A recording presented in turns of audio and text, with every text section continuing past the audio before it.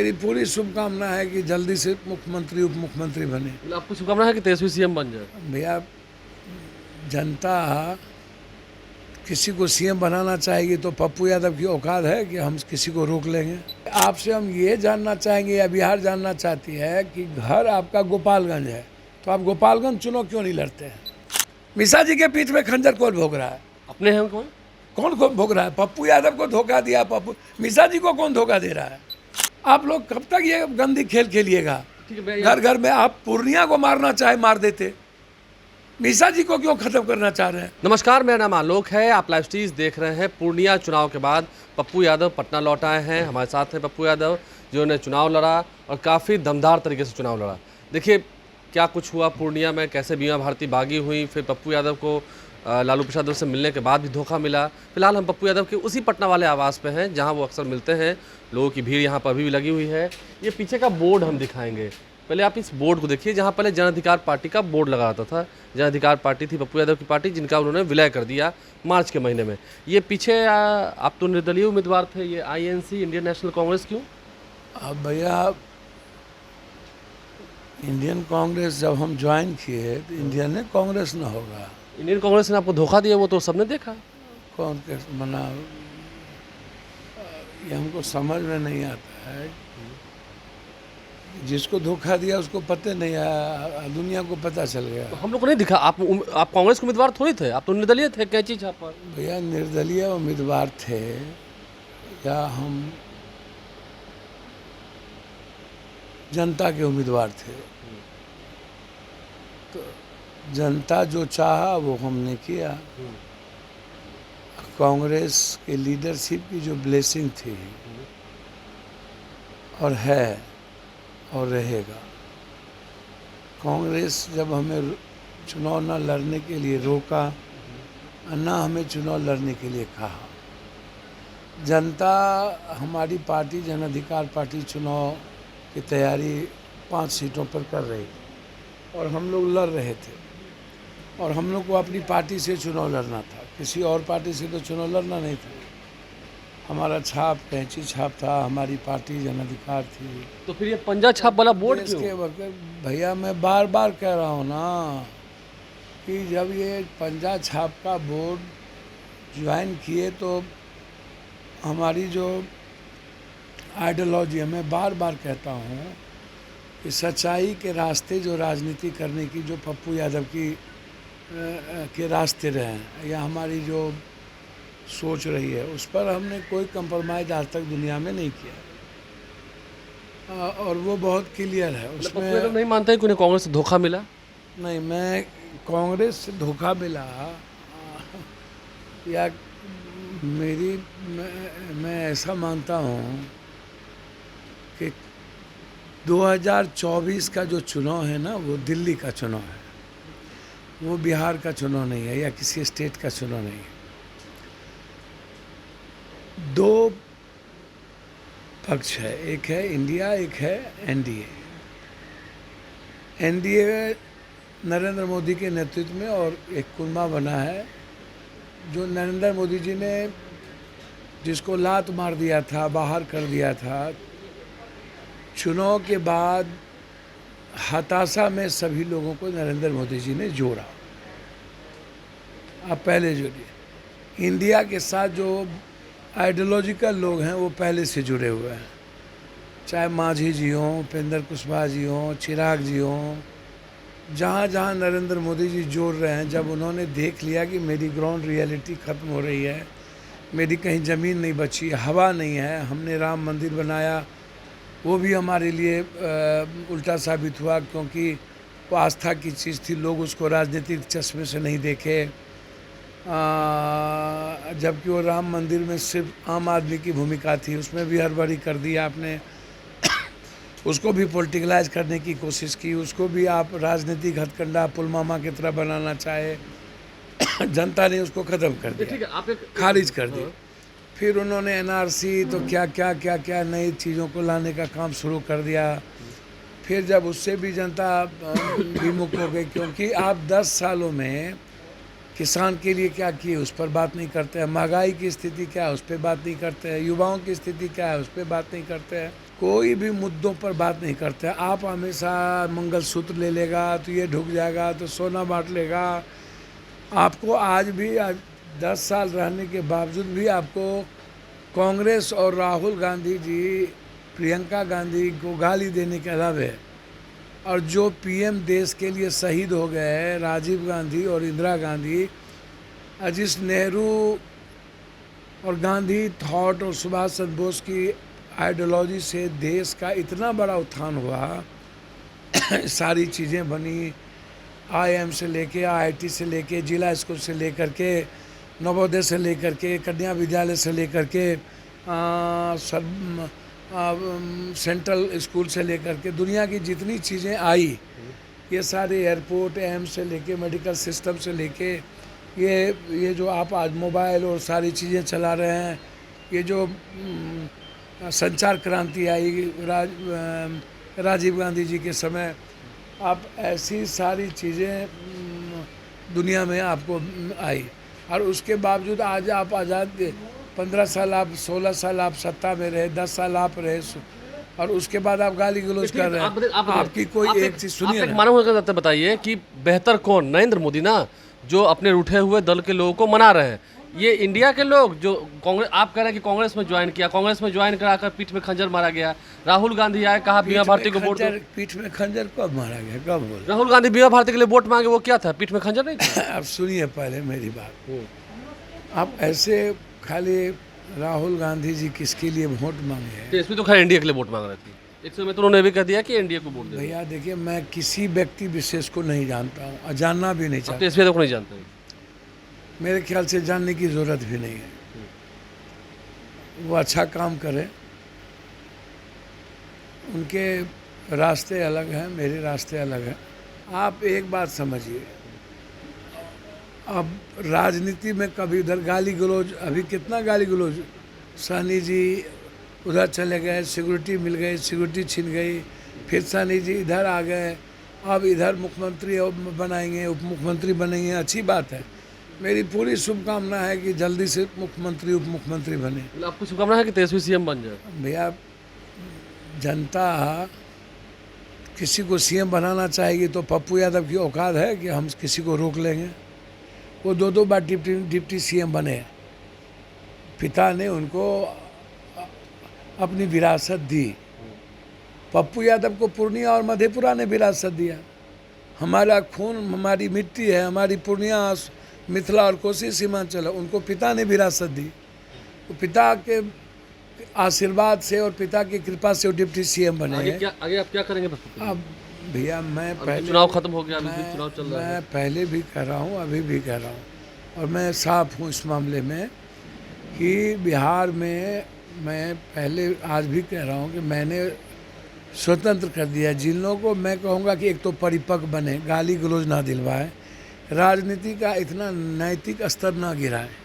जो लोग भी इतना नैतिक स्तर गिराते हैं राजनीति में, और जा कर के 5 दिन किसी होटल में बैठ जाते हैं, कैंप करते हैं, और अपने दल के लिए वोट नहीं मांग करके, और आप नहीं वोट मांगते, आप नहीं जाते।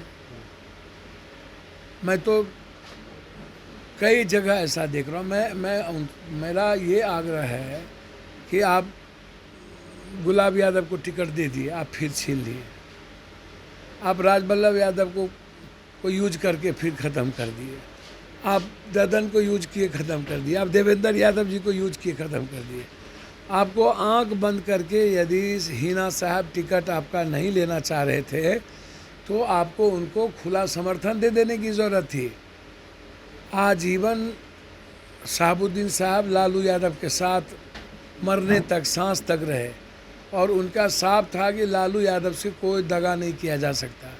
जिसने लालू यादव की विचारधारा और व्यक्तिगत जीवन के साथ मरे जिए, तो उनके मरने के बाद हमारी भी दायित्व और जिम्मेदारी बनती थी। यदि वो टिकट, एक तो बहुत लेट किए, पहले उनको पूछा नहीं गया, पहले उन बेइज्जती हुई, और जब उन्होंने निर्णय अकेला चलने का ले लिया तो हम सपोर्ट कर देते। दुनिया में एक मैसेज आता कि भाई एक बड़ा सेक्रीफाइस शहाबुद्दीन जी का था, तो इन्होंने भी एक बड़ा सेक्रीफाइस किया। पहले आप राज्यसभा बनाते, पहले आप एमएलसी बना सकते थे। तो तो आप ना तो राज्यसभा बनाए ना एमएलसी बनाए। तो वहाँ भी धोखा हुआ। पहले आप वहाँ भी वहाँ धोखा ही नहीं हुआ, इसको कहा जाए कंप्लीट रूप से, मतलब एक लाइफ लाइन को, एक सारी उम्मीदें, जब एक घर की उम्मीद और चिराग खत्म हो जाए और उसके बाद उसके साथ धोखा, ये धोखा नहीं है, ये डेथ है, डेथ। इसको ख़त्म करने की कोशिश की। सिवान की जनता को थैंक्स दूंगा मैं, वहाँ के सारी जाति को थैंक्स दूंगा सिवान में, कि उन्होंने याद रखा शहाबुद्दीन साहब के उस सेक्रीफाइस को, जब हर लोगों की ज़मीन पर लोग चल रहे थे, जब वो सभी जाति को लेके चल रहे थे। मैं सिवान को थैंक्स देना चाहता हूँ कि शहाबुद्दीन जी के बाद वहाँ हिंदू मुसलमान जैसी चीज़ें नहीं रही। मैं थैंक्स दूंगा, लोगों ने तो करने की कोशिश की। जाइए ना, हम ये आग्रह करना चाहेंगे इनसे कि आपको क्या ज़रूरत थी, आप एक जगह एक व्यक्ति को मारने की कोशिश दिल्ली ने भी किया, आपने भी किया, सारे विपक्ष ने भी किया, सारे लोग बैठ गए, अदानी अंबानी का पैसा लग गया, 10-10 करोड़ रुपया घर में बांटे, माँ बहन की गाली दिलवाए, बोला कि छोटे राजा के खिलाफ बोलोगे तो गोली मार देंगे ढुक करके, जो आपके गाड़ी में बैठ रहा है वो हमको कह रहा है गोली मार देंगे ढुक करके। तो इतना नैतिक स्तर गिरना, और हर विधानसभा, हर रोड शो बैठ करके पैसा बांटना, ये कहाँ से मोरल वैल्यू कहता है।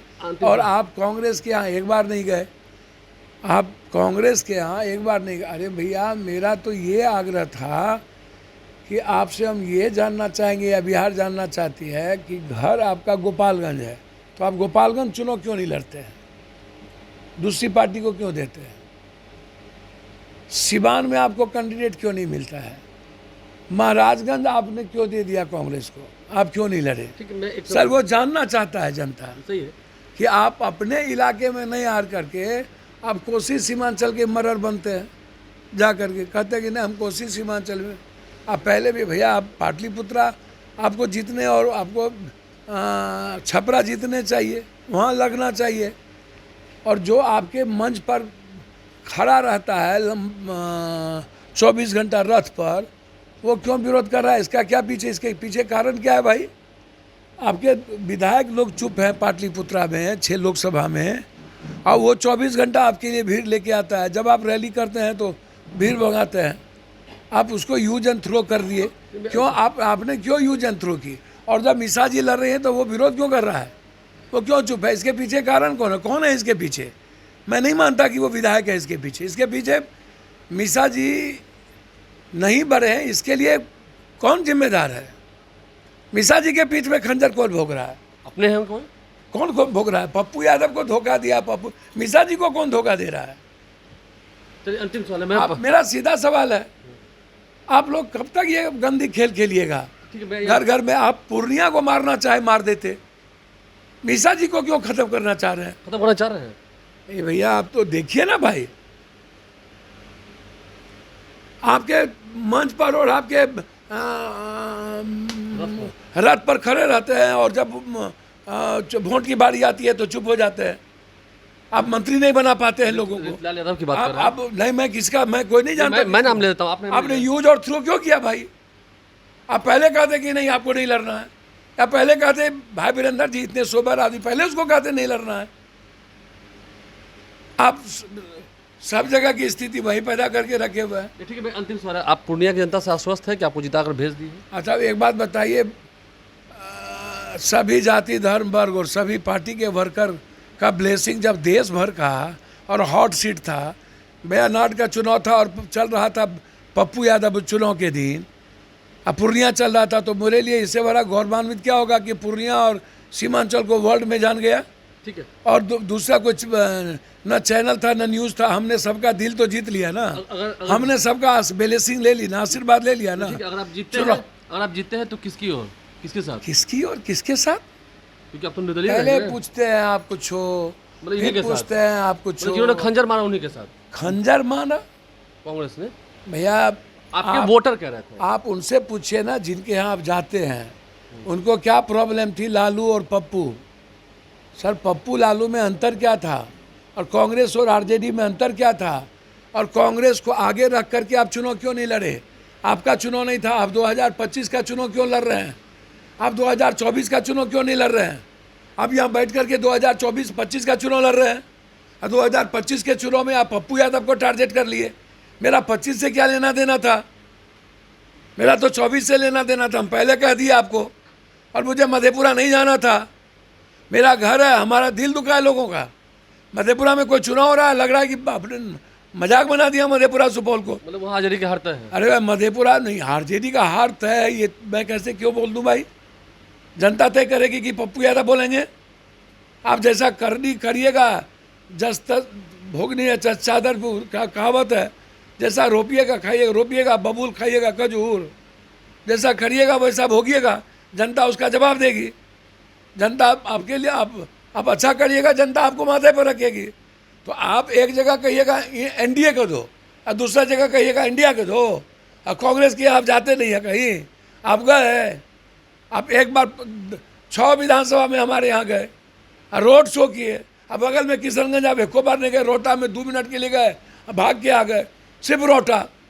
तो कांग्रेस आपके लिए एजेंडा ही नहीं है, और देश के लिए कांग्रेस एजेंडा है। और देश कांग्रेस के सेवक और सच्चा आदमी को, राहुल गांधी को पीएम देखना चाहता है, और आप कहते हैं कि नहीं हम यहाँ पर मठाधीश हैं। तो आपका गठबंधन स्टेट में ना, आप बड़ी पार्टी थे, आप बड़ा पार्टी यहाँ बन के रहते, आप केंद्र में क्यों रहे? केंद्र में आप कांग्रेस को साथ में रखते, आप उसको रखे नहीं। आप बोल रहे हैं हम ये तो ये भैया विकास, कौन सा विकास? ठीक है, कौन सा विकास? एक अंतिम सवाल 5 विभाग में 1 को नौकरी दी है, 5 विभाग में 1 को नौकरी, 1 नौकरी। ठीक है, और स्वास्थ्य विभाग में आप 1 दिन सुधारे हैं। एक तो किसी भी डिस्ट्रिक्ट अस्पताल में अल्ट्रासाउंड लगी, एमआरआई लगी, सीटी स्कैन लगा, आप छपड़ा में लगा पाए। आप 5 दिन चुनाव में कैंप कर दिए, और उसके बाद 300 जगह घर में आग लग गया। गए को दिन जाइएगा मधेपुरा, फिर दोबारा जाइएगा पूर्णिया। मतलब पप्पू यादव को ख़त्म करने के लिए सब पहुँचो, लेकिन जब पूर्णिया और सीमांचल किसी गांव घर को बचाने की बारी आए तो सब घर फिरार हो जाओ। आपकी भूमिका क्या है? आपने नगर निगम में 1 ठो नौकरी दिया, और नगर निगम में 1 ठो नाला बना पाए आप? 1 नाला, पटना का 1 नाला बना पाए? आप कह सकते हैं कि मैंने इसका उद्घाटन किया? 1 नाला, आरयू का 1 रोड, एक पुल बता दो। आप 1 पुल बता दो 17 महीने में, कि 1 पुल आपने कोई गंगा पर आपने उद्घाटन जाके कर दिया। तो ठीक है, आप अपने मियाँ मिट्टू बनते जाइए, और राजनीति में आप जो मना है करते जाइए। आपके अंदर क्या विचार था? इसीलिए कांग्रेस ने अच्छा किया, पप्पू यादव लाइकिंग नहीं थी एक गठबंधन की, और उन्होंने तय कर लिया था कि गठबंधन तोड़ देना है। हमको अच्छा लगा कि गठबंधन नहीं टूटा, मेरे चलते यदि गठबंधन बचा और आप कलेक्टिव काम कर लेते। मैं तो आज भी कह रहा हूँ कि दोनों बहन के लिए हमारे एक वर्कर होगा तो उनकी मदद करेंगे, लोग करेंगे। कांग्रेस के लिए हमारे लोग काम करेंगे, सीपीआई सीपीएम जहाँ काम करेंगे, और निश्चित रूप से दोनों बहनें जहाँ है उनके प्रति मेरी सहानुभूति है, मेरी शुभकामना है। और जगह मैंने अपने साथियों को स्वतंत्र कर दिया है, जो आपको अच्छा लगे करी। एक अंतिम सवाल में जाते रहते, पप्पू यादव ने भी कहा कि आपको धमकी दी गई, पप्पू यादव को डर नहीं लग रहा है? घर में घुस के गोली मार देंगे? अरे भैया ये तो 84 से ना हमको मार रहा है, 83 से ना। जिद्दा है, कोरोना नहीं मारा, बाढ़ नहीं मारा, गोली नहीं मार पाएगा। मणिपुर नहीं मारा जब बिहारी बचाने गए, गुजरात में नहीं मारा जब हम बिहार को बचाने गए। और मौत और ज़िंदगी अपने हाथ में है, हम तो डेली मरने की तैयारी में जाते हैं।